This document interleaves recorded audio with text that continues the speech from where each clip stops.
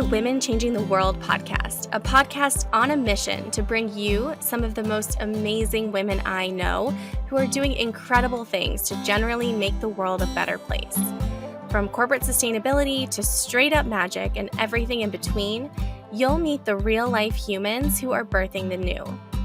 I'm your host, Liz Best, and I'm here to amplify the stories and voices of women who are changing the world.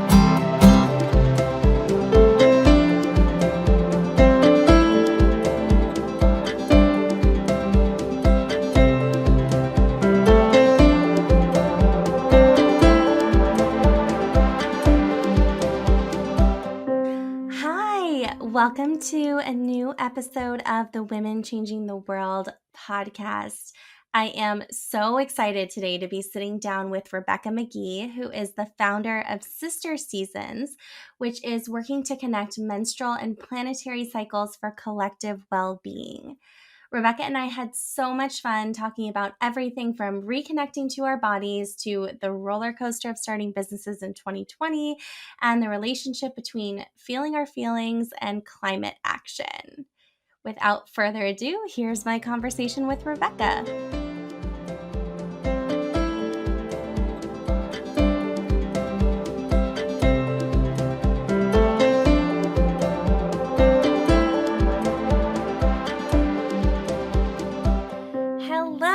Welcome to another new episode of the Women Changing the World podcast. I'm so excited to sit down today with Rebecca Magee, the founder of Sister Seasons. She is doing such cool work at the intersection of women's health and climate.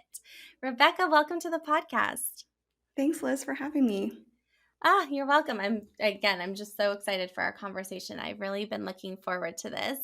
If you wouldn't mind, maybe before we jump into everything, please go ahead and introduce yourself to our listeners.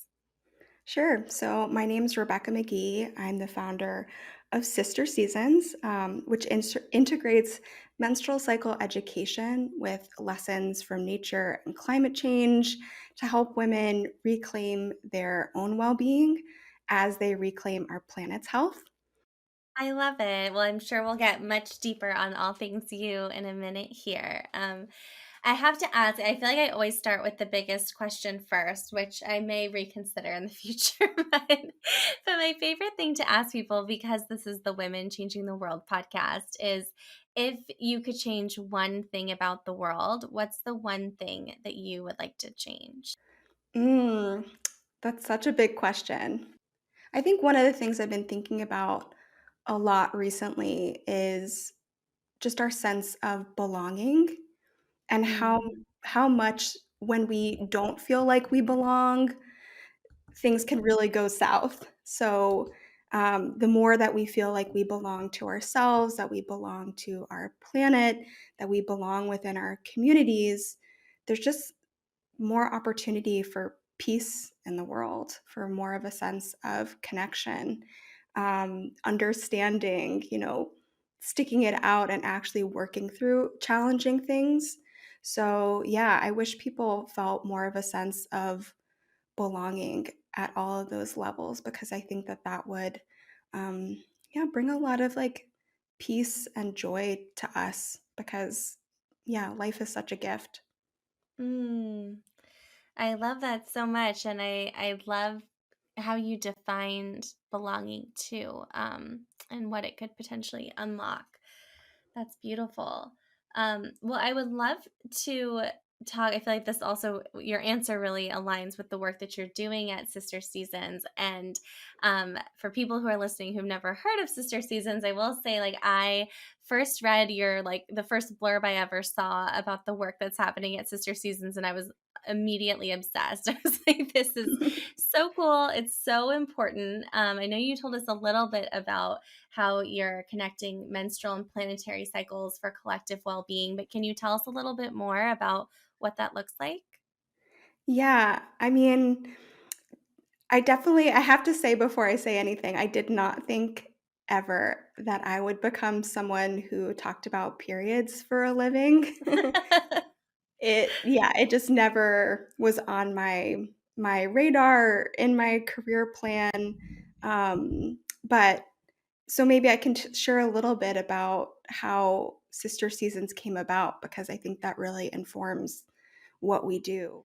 Yes, please. Yeah. So I had this aha when I was doing some research in a past job. We were looking at what the connection was between gender justice and climate justice. And as we were interviewing these experts, um, we basically like came to the conclusion and were told repeatedly from so many different people that you can't have one without the other. You cannot have a just sustainable world if you don't have gender equity.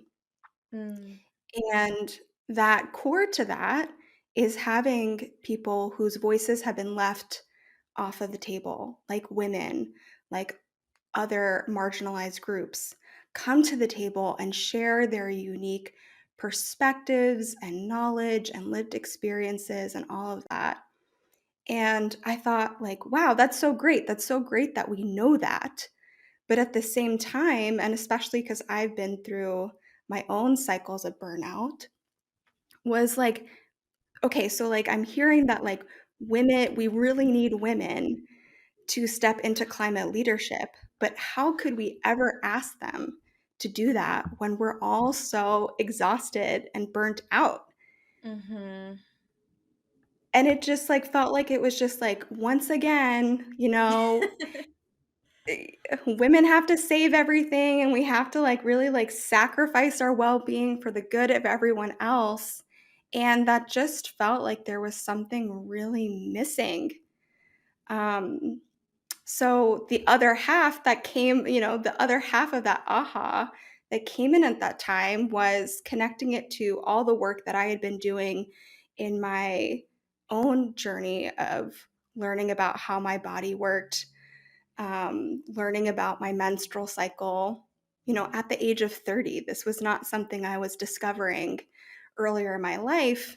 And finding that the more that I was partnering with my menstrual cycle, the more that I could find the energy and capacity to do the things that I care about, to show up for what I love, to show up for myself, to show up for my family and friends. And things just didn't feel as much like a struggle anymore. And that's when these two worlds kind of collided. And I realized, like, what if we could help reconnect women to their bodies? Um, both because, to rebuild our capacity, but also because we have a right to this knowledge that we've never been given, at least in, the cultures here in the US and in many other cultures as well, where we're just like not told about what's happening within our bodies and how it can be a superpower in a way. And by doing that, that we could actually help women to reclaim their health, reclaim their well being, while also building up that resilience, that adaptability, that ease to enable them to step into climate leadership. And leadership, I use very generally. It's like whatever that means to you within your spheres of influence. Um, to just like show up in a new way, and that could be joyful and easeful, because we do need women's voices, and we need to also honor what women are currently experiencing and the lineage that we've inherited. um, Mhm. yeah, because we're exhausted now, but like that's an exhaustion that we've inherited. Totally, totally. Well, I thank you so much for sharing that origin story. I mean, I think it's so interesting, and I know I can say for myself, like I didn't really discover like kind of like cycle syncing with work until I started my entrepreneurial journey. I think that was like really the first time I met someone who's a holistic health coach who was really passionate about this, and she was the first person who like informed me that so much of society, so much of like the work cultures that, many of us have grown up in, it's all built around a 24-hour hormonal cycle, which is like a Yeah. man's cycle. Like Mhm. happy hour is when men are most primed to be social, as an example. And so then once I started to kind of like understand and unpack my own cycle and how that affected, I mean, most women who are menstruating have a 28 to 32-ish day cycle, Mhm. and we're better at certain things at different moments in that than we are at others. And obviously we're amazing and we can do anything anytime we want to, but as you said, like there is so much power in actually like aligning what we're doing with like what we're, I would say, like chemically optimized to do. Yeah, 100%. And yeah, and I love that you specifically said, like, we can totally do anything at any time. It's just that at certain times of our cycle, we're primed for certain tasks, and so when we work with that, we can create a lot of ease. Um, but just to build on that too, I think, you were talking about how, yes, the man-made world that we are living in is really designed around the male 24-hour testosterone cycle. And that, women and menstruators have this other cycle, but we can also think about like what are all the other rhythms that are existing in the natural world, and how have those other rhythms also been forced onto this 24-hour dominator cycle. So I think Mm. that's really where we can start to think about like how what we're experiencing as women also relates to what the planet is experiencing. When we think about monocropping or monoculture, or the idea that like the earth is like making tomatoes year round, even though tomatoes aren't in season year round, or that, when we think about like fracking, like I just like in my mind, like the visual is just like, machines just like pumping, Mhm. 24/7, like around the clock working. And it's like, nature is also being expected to be productive 100% of the time, to be on and conforming to this rhythm that is also not natural for it either. It's so interesting. And this idea of like, it's like, how can we honor and ease back into these rhythms of seasons?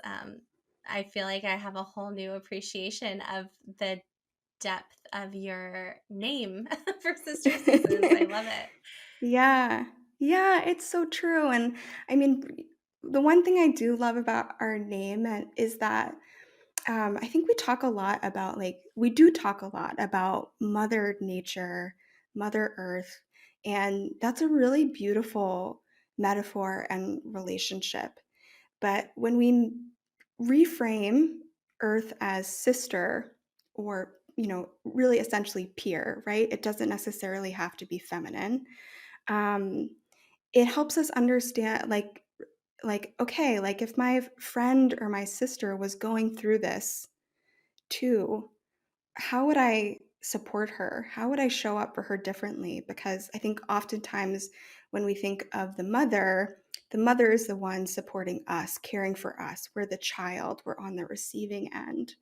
But that's not moving us, obviously, towards stepping up and caring for our planet. And so, how might we also like change our language, or the dynamic that we see between us and our planet, so that we can step up and really show up for her in the way that she has shown up for us.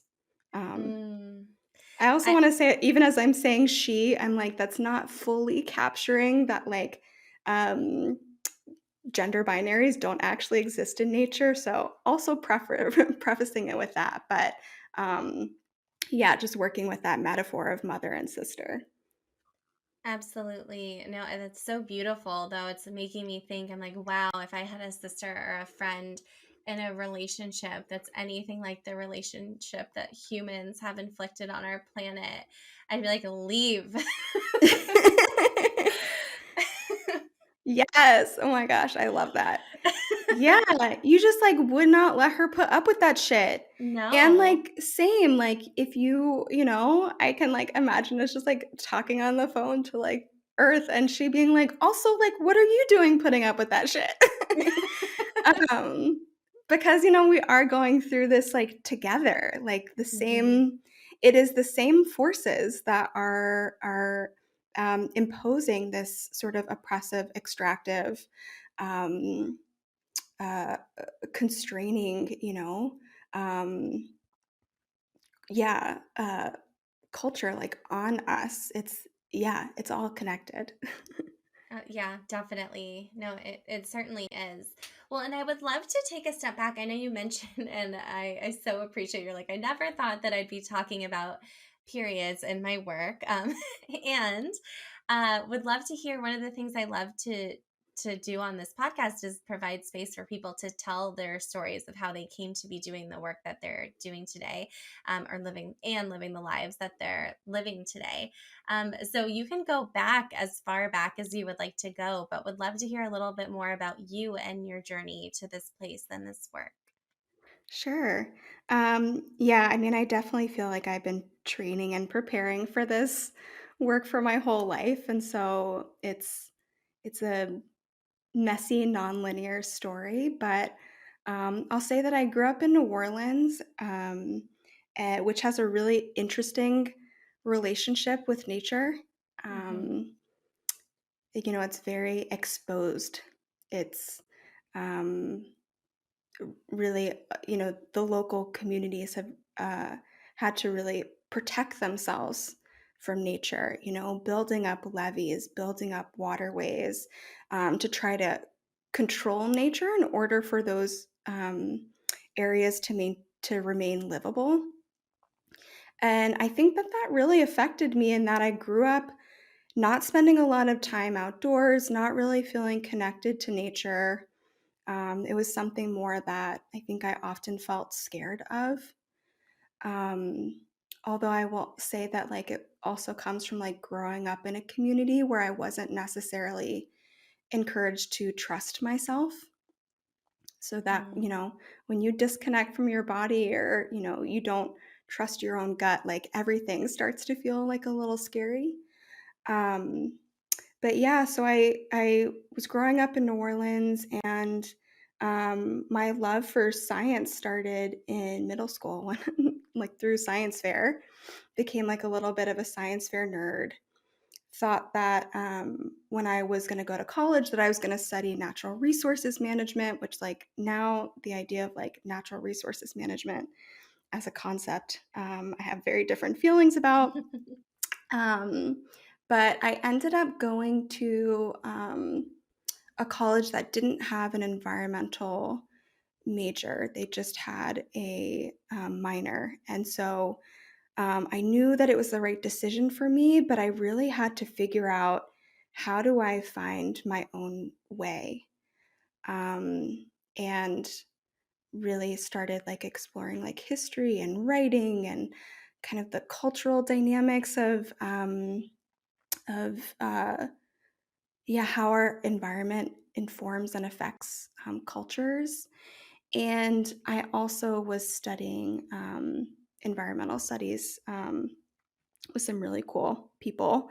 Um, and yeah, like in that experience of like being in college, I think that was like when I first started being exposed to like people who are in the environmental movement or people who are activists. Um, but I felt really, really out of place most of the time, which is like a big theme in my life, like in general, like just going back to that, what I shared about belonging is how important it is to find people who care about what we care about and to feel connected to each other. And so I think I was like on the search for that when I was in college, but like I didn't come from a family that had ever gone camping, or I didn't cycle everywhere, or, there was like all of these like kind of markers of what people, at least at that time, this is a while ago. I'm in my mid 30s now. So the environmental movement looked a little bit different then, but I just like never felt like I really fit in. And even when I was graduating college and interviewing at environmental nonprofits, I was like, I'm not gonna get this job. They seem like they're like not really understanding me. I'm not really feeling like we're connecting, even though we care about the same things. Um, and that's when I first heard about corporate social responsibility. And I was like, okay, I think I want to go do this in the business world. And I actually wrote my senior thesis on sustainable fashion. So, understanding like the supply chain of cotton and what the alternatives were for sustainable fibers. Um, and that really sparked things for me. Oh, that's But so cool. Just a random aside, I feel like Where Am I Wearing? That book was like I read in college and undergrad as well, probably around the same time, and I was like, "Oh my gosh, this." Well, yeah, and, like, this was, like, 2008 that I graduated, and so at the time, like, I remember doing a lot of research for that project and being like, there's nothing out here. Like, there's no good options." Like, everything was, like, very, like, crunchy granola and, like, it had one one aesthetic, basically. If Mhm. you wanted sustainable fashion, it all looked the same. And so it's amazing to see how that's evolved. Um, but yeah, so I knew I had the seed planted then when I was graduating college that I knew I wanted to move into the business sector to work on sustainability, but there just weren't jobs available, especially if you didn't have any experience. I mean, I could talk about that for forever, but I feel like CSR still is a little bit like being in the right time, right place if you want to get into those roles, which can be really Totally. challenging. I mean, I think it's better now than it's ever been, especially relative to like, 2008, 9, 10, Yeah. 11, 12. But yeah, it still has an element of that for sure. Yeah. So I ended up going a different route. I had been working. This is a fun fact is I my first job actually I started it in my senior year of college. I was working as a wedding planner Oh my and goodness. I didn't know this. yeah, I mean, I was, like, really in love with, like, Martha Stewart, like, growing up, and I just, like, really loved creating really beautiful experiences for people. I mean, even when I was, in middle school, I would host dinner parties for my friends, Ah, and I don't know actually where that urge or desire came from, but it just, like, felt, like, really natural to me. so you've been a hostess forever, basically. Forever, and yeah, and it's always been a mystery why, but I just have always felt drawn to, um, yeah, just, like, creating something beautiful, for people, um, like, that sense of just, like, connection and beauty and, like, making things special, because it's like, yeah, like, why not have some delight in your life? Ah, Um yes, I could not agree more. And there's just something so I think there's something so fun about creating experiences because experiences can be so magical. Mhm. And transformative, like, you get to try on and express a different part of yourself when you're in, like, a different setting, a different container, and you get to, like, learn things about other people too, like, in that, yeah. So, yeah, so I was a wedding planner for a little bit, and then I moved into doing, events for a nonprofit in New York. Um, so doing like huge fundraisers and things like that, and that's like really where I was just like looking for meaning, but the fashion piece and the sustainability work like just kept pulling my heart. And so I started doing whatever I could to meet people in that field, to study it more in my own personal time outside of work, and eventually um, left. I moved to a different job before I left New York and was working to for an organization that funds social entrepreneurs. So that was really what also planted the business seed, was reading, hundreds, maybe thousands of business models, business plans. Mm. But yeah, I eventually left New York, took a year off, and went to India to work with a friend's family who ran a fair trade artisan export business for a little while. And I also started a sustainable fashion blog. And I was like, I'm going to make this switch. Like, I'm going to move into this field. And yeah, when I came back from India, I ended up having a phone call with the director of social consciousness at Eileen Fisher, who had also gone to my same university, and it turned into a job interview. Um, Oh, wow.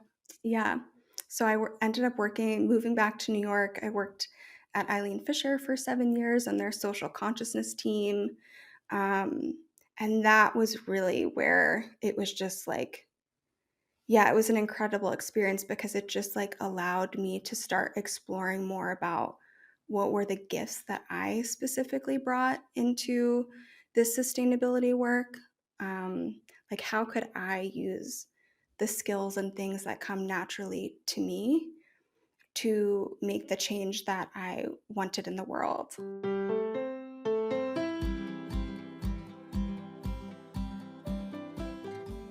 Have you downloaded our 2022 reflection guide yet? It's our totally free annual workbook to help you look back on the past year, celebrate the magic of 2022, and look ahead to what you're calling in next. Visit www.elizabethbest.com. That's ELISABETBEST.com/reflection guide to get the latest. We'll also include a link in the show notes for you to meet us there.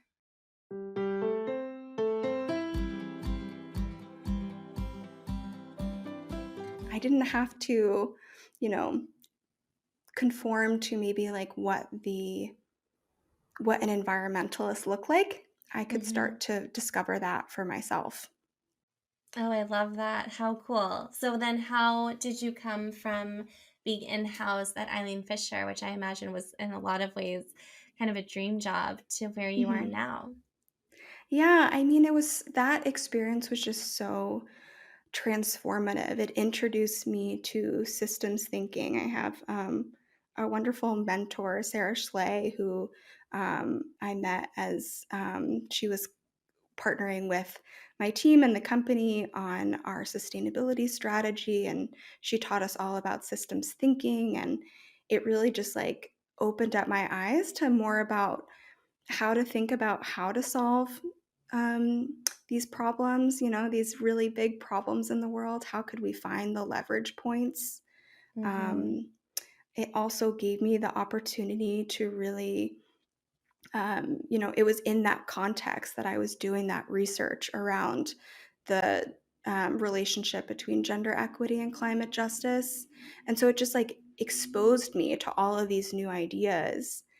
Um, and then the last piece that really, I think, was such a huge catalyst for starting the work of Sister Seasons was I had been working on a developing and co-leading a sustainability education program for our employees. And in that first year of running it, which was like such a surreal experience, I one of our participants, after like learning all of this stuff about climate change and really starting to have her own eyes open to what the problem was that is facing our planet, said, you know, I can't take this. Like, I have to do something about it right now. Like, I'm not going to use paper ever again. I'm not going to, and she started like, sharing all of these like she was just like really looking for action. Like, how could she move from this huge awakening into translating into her daily life. And that was just such a powerful experience because it was like, oh my God, like one of the reasons that people are not taking action on climate change is because we fail to ever make it personal for people. You know, like you read all the headlines and like it's just like a fire hose all the time of this bad news. But we never ever stop to say, like, well, how does this affect you as a person? What is your why for for getting involved? What are the specific things that you could bring? Because, no one person or no one way is going to solve this problem. It's a systemic problem. We need lots of people doing lots of different things. Mhm. And seeing her have this like really beautiful and strong reaction of being like, "Oh, I'm ready to step into this because now climate change has become personal to me. I understand how it relates to my life." um, just made me realize that like we have to like pause and make space and like really like create containers for people of all kinds, so not just women like I work with, but really making opportunities for people to experience all of the emotions related to this, both the joy and delight of the gifts of our planet, but also the challenges and the sadness and the grief of like what is happening right now. And that giving them that space to really like find their connection is what will sustain people, and move them towards action. And that's been a really critical piece in developing this model for sister seasons is like, wow, if we can understand that like nature is going through, the whole of the natural world is going through the same things that I as a woman am going through because Mhm. I'm burnt out or depleted or, you know, really specific menstrual cycle issues. Like you might be dealing with some things that are manifesting as period issues that are coming from really heightened levels of stress, or other like imbalances, that like when we realize like yeah, all of this is the same, like it becomes personal, and that can really fuel us because yeah, when it's non-specific and it's just like the fire hose of bad news, like of course we're immobilized, of course we freeze up. It's only natural, I think, as humans. Absolutely. Well, and I think that's so interesting. Thank you so much for sharing all of that and this idea of like that we need to really have the space to feel our feelings. Hmm. Uh, oh my goodness, that's so powerful. And I think for so many of us, especially in the past 2.5 years of living through the pandemic, when it has felt like one thing after another, like combining that with like the society that many of us live in, which is like so go, go, go, like space to feel our feelings. I think for so many people, it like has not felt safe. It has not felt like spacious. Hmm. Like I think that's like maybe a tall order for a lot of people, but it's so critically important, as part of, I think, mobilizing into action for what's next.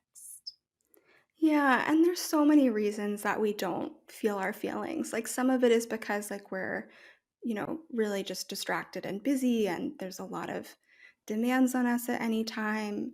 But it can also be really scary to grieve or um, to even maybe feel, for a lot of women, I think feeling fun or pleasure or delight or joy also doesn't feel good or safe, because of how we've been conditioned. And um, and yeah, anything that's unfamiliar to our nervous system is deemed as unsafe. And so if you're like, out having fun and like you're like, "Oh, I'm supposed to be having fun, like this thing should feel so good," and it doesn't, it's like Mm, it's okay. Like actually like it might just be that it's really unfamiliar. And so the more that we can just like create opportunities, and that could be, you could go about this in so many different ways, but I think creating safe spaces for us to slow down, drop into our bodies, and feel these emotions in really like nurturing, supportive, and as much as possible, like trauma informed ways is really critical. Because we don't have that. We don't, yeah, like I think the pandemic has been a really great example of that. Is, as a collective, we've been experiencing so much grief and there's no outlet for it. Mhm. And our culture, especially, doesn't have a lot of rituals um, or yeah, outlets, channels for how to process grief too. Like, I mean, the last funeral that I went to, my grandma passed away maybe two years ago now. No, a year ago. It feels like forever. Oh, I bet. I'm And sorry. yeah, but it was really fascinating to see that, like, the even at a funeral, like, my family like didn't know how to like grieve. Like, they didn't know how to be together in their grief. And I think we could look at that and be like, "Oh, like, Rebecca, like, your family doesn't know how to do this." And it's like, no, like, as a collective, as a culture, we've forgotten how to do this. And Mhm. we don't have these rituals. And so, yeah, I hope that coming out of this pandemic, like, we've really like learned how important it is to create that space for each other, and to create processes, because yeah, we need to move through that grief if we want to come back and open up to joy too. Yes, and I think I imagine, I know I can say for myself, there was definitely a moment when things in the pandemic seemed more hopeful than they maybe seem in this moment when we're talking. And it was really interesting for me to be hit with like a wall of grief Mm. when seemingly everything was getting better. But someone shared with me, I think via their therapist, that for for like I'll take any and all Yeah. therapy like I love therapist it. tips and tricks, that for a lot of people that was the case. This is back again, I think, in maybe summer of 2021, um but early summer. And this idea that like we often, like when we're in survival mode, we don't feel our feelings because it doesn't feel safe to feel our feelings. But Yeah. that she was noticing a lot of people being like really overwhelmed with grief because it started to feel safe to feel it before moving into the next thing. And so I wouldn't be surprised if, whenever in the future we start to feel more like we're moving beyond the current stage that we're in of pandemic life. If there is kind of like a collective reckoning with grief over all the loss from the past few years, that it hasn't necessarily felt safe to process while it was A hundred, ongoing. 100%. And I feel like that's like, my journey in entrepreneurship started like as the pandemic was unfolding. So I, left Eileen Fisher at the end of 2019, was like, I had the idea for Sister Seasons. I was like, I'm gonna spend a little time like working on it. And then I had this whole plan that I was gonna like start Sister Seasons and then get another full-time job and just run it on the side, which like now I'm like, that was insane. That's not how this was gonna happen. Definitely there was a different plan that I just wasn't prepared to be open to yet. Um, but yeah, but I have felt like so much grief coming up like during this pandemic, and not just because of, um, losses in my family or like losses around me, but even just like grieving the end of like a career of working for other people. Even stepping into Sister Seasons, I feel like it's required me to also grieve having to let go of all of the um, adaptations and learned behaviors that I had used to survive and navigate spaces that felt unsafe to me. So, Mm. like, being in the workplace and, like, getting really good at being, like, strategic and, like, doing a lot of, like, switching about like how I would present myself or, negotiate or, really like it was like performative professionalism, right? Like we're asked to kind of like put part of ourselves aside in order to function in a workplace. And I gotten really good at it. And that is not what I want to bring into sister seasons. And so I had to like let all of that go, all of those like, quote unquote skills of Mhm. navigating a workplace, navigating a world that, maybe felt a little bit out of alignment, like you gotta like put that stuff aside. And so yeah, so when I started moving towards like moving into the work of sister seasons, it was like one thing after another that I realized I was grieving as I was stepping into this new chapter of life. And I think that the only way that I was able to really move through that was, the support of like loved ones. Like if I didn't have their support and I didn't feel as safe as I have felt, I don't think I could have done all of that grieving, um, because we do need to feel safe in order to really feel our feelings. Wow. Yes. I mean, I so identify with so much of what you shared, and we're sisters in the sense that I also started my business January 2020. So like blissfully unaware of what was coming. And had, I know for me, a lot of what I had to grieve in the first couple years, and I'm sure there's like probably more of this to do, but was I had such a vision for my business of like being very in person, gathering oriented. Like I had, it's just funny, the picture that I had in my head, the energy of what I've gotten to do over the past few years has been that energy, but the actual experience in many cases Mhm. has been so different. And really making like finding peace with like what is versus what I had imagined, was such a process. And I I can only imagine too, and I think that's been a different but not dissimilar process for me, like of thinking about, as you said, like all of these skills, all of these, like all of the ways of being that have maybe made us successful in our careers up until this point, but are not the skills that are going to take us to the next level in what we truly want to do.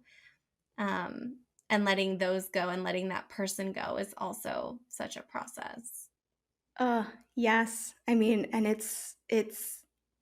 it in some ways I feel like it's kind of happened like on its own for me. I'm curious if that's how it's felt like for you, where it's just like, um, but I think the most helpful partner for me in that has just been like my body over the last, what is it, 2.5 years of business, where I'll find myself in a situation that maybe used to feel good, whether it's like a networking event or, working on a project that I used to be excited about, or, because I've still been doing some consulting on the side as well, while building the business. And it's been really interesting that sometimes my body is like, hell no, we are not Mhm. doing this anymore. And it looks like anxiety, it's looked like panic attacks at times, it's looked like just like finding myself going back to cycles of burnout. And it's really been amazing to have my body like to be able to use that information, that data coming from my body to be like, oh, like what's going on here? Why am I feeling this anxiety? And it's like, all right, like actually like this context, this whatever is happening here is no longer aligned with who I am. I'm not playing those games anymore and I cannot be here anymore. Yeah, Yeah. absolutely. I mean, it's been so interesting, and I think similarly, like the cycles of burnout are something that I feel like I would love to believe won't be a lifelong lesson, but I think it's a lesson I continue learning over and over again, uh, in spite of my best efforts. But that full body no, or that intuitive, not, this is not right. And actually being in a position where I can listen to that and do something with that information in ways that maybe I didn't feel like I could like fully act on that information before, has been such a fun journey. Also, feels like a lot of responsibility sometimes. Not, I wouldn't trade it, but Mm. Yeah. Yeah, and I'm curious, like, just as people are listening to this too, like, if they're like, "Oh, how do you get that data? Like, how do you start to let in that information?" Because I know a lot of people who are finding sister seasons, and I've had some, like, really beautiful, honest conversations with people who have said, "I don't even know when I'm hungry. I don't even know when I'm mm, thirsty." And I think that just like highlights how much we are really disconnected from our bodies, are told that, to ignore the information that our bodies are giving us. And so if people are listening and they're thinking, how do I start to collect that data? How do I start to like, listen to it?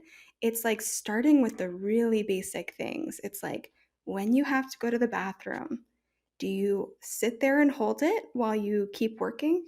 Or do you get up and go walk and like respond to what your body is telling you? Like when you are thirsty, do you power through another hour before you go get a glass of water? Or do you say, like, oh, I'm thirsty. I'm going to get up and I'm going to respond to it? And when we start to respond to the really basic um, data points that our body is giving us, the really basic feedback, we can start to like unblock and open to our body giving us way bigger information, like this job is not going to work for you anymore, or this partner isn't a fit for you, or like all of that can really start to come through with a lot more ease. But we have to start with like the basics first. mm, yes, definitely. I mean, I was someone who really like didn't know I lived in a body until I did my yoga teacher training in my 20s, and I was like, "Oh my gosh, neck down exists, is a thing."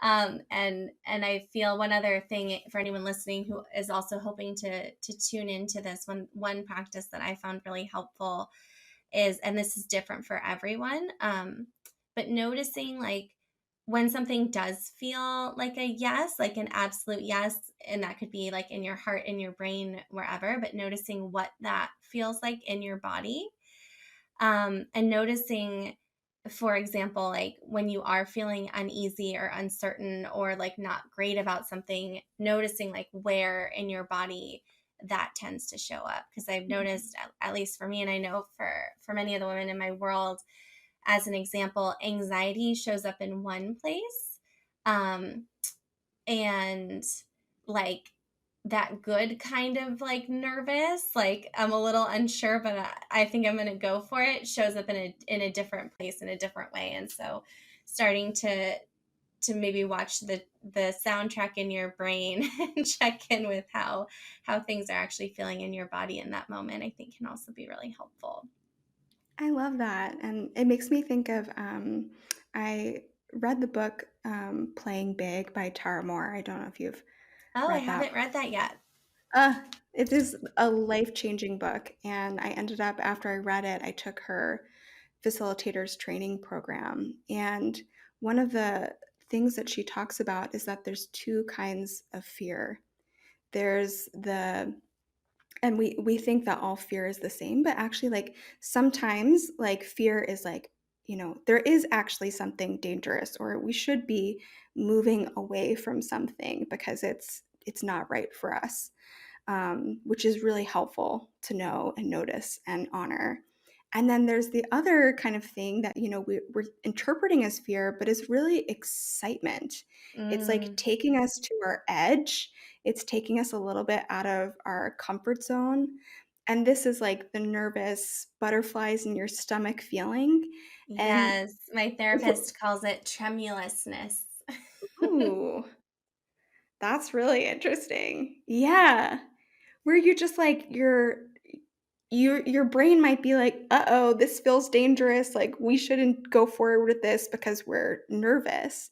But actually, it's, like, letting it be different, like, letting it be like, "Oh," like, someone just asked me to do some public speaking, and I'm terrified of that, but, like, I'm also a little bit intrigued, I'm a little bit excited. It's asking me to, um, be visible or expand or step out of my comfort zone and like that, like actually, like that can be the kind of, um, yeah, feelings that we want to like follow. Mhm. Yes, I love that.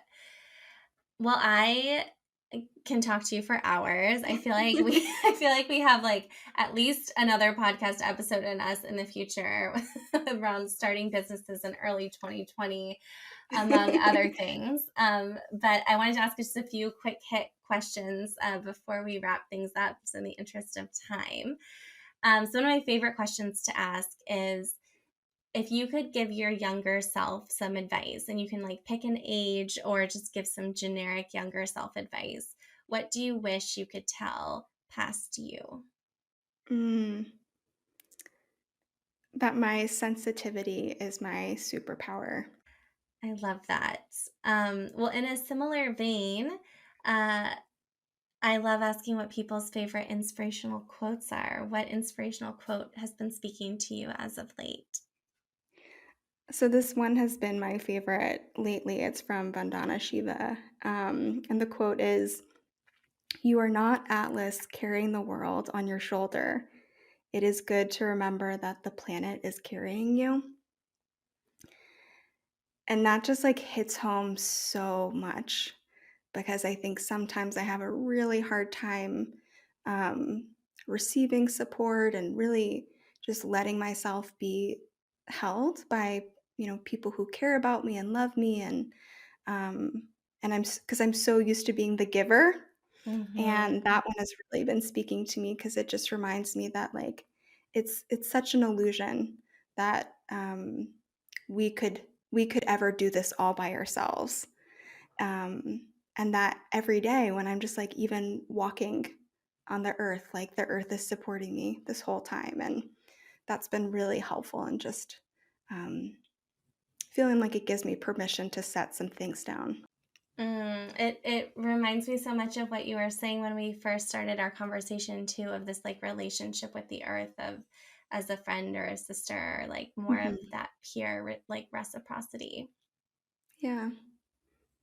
So cool. Well, you can totally pick one of the two things that you just shared, but my other favorite question to ask, I have a vision that one day I'm still figuring out how to make this possible, but that we will print post-its with pre-populated inspirational sayings and quotes from all the podcast guests, because many of us, I'm like staring at my collection right now, many of us have little reminders and notes to self post it up around where we work. So what would you want to write on yours? I have a Post-it right now in my bathroom mirror, and it says, "Maybe I can do this." Ah, I love it. And I think that appeals more to my sense of curiosity because if I just wrote, "I can do this," then some days I'm like, "No, I freaking can't." But this idea of like, well, maybe we can. Like, what would that be like? That what if, I think, sense of it, approach to it just like feels like it fuels me more. Yes, it reminds me of the quote, I think Noemi, one of the co founders of QB Consulting, shared when we spoke, which is like, but what if it does work? Yes, I love that. Totally. Well, so fun. How, for people who are listening and want to follow along, connect, stay in the loop on Sister Seasons, and be part of the work that you're doing, what's the best place for people to find you? Sure. So people can head to sisterseasons.com, and there you can join our newsletter. So we send out a really juicy monthly love letter, to everyone. And we also host a monthly community event called The Cool Down. It's happens each new moon, and it is a community ritual to slow down, recalibrate to nature's pace, and look back over the past cycle, prepare for the next. And it's a little bit of a different kind of a new moon experience because we're really bringing in both science and intuition. So, no tarot, no astrology, no crystals, really just, mindfulness and stories from nature and science.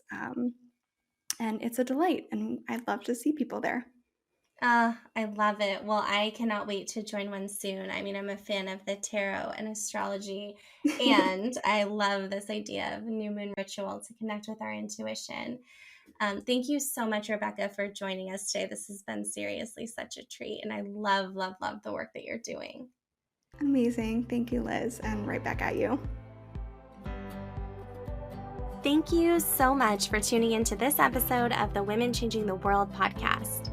Please rate and review the Women Changing the World podcast on Spotify, Apple Podcasts, or Google Podcasts, and don't forget to subscribe for future episodes. You can find me on Instagram. My handle is liz.best, that's lis.best, or you can find me on LinkedIn by searching my name, Liz Best. Join my mail list by visiting elizabethbest.com/monthly-meditation, and you'll receive all the latest updates on events, retreats, and opportunities to work with me, plus a monthly love note from my heart to your inbox.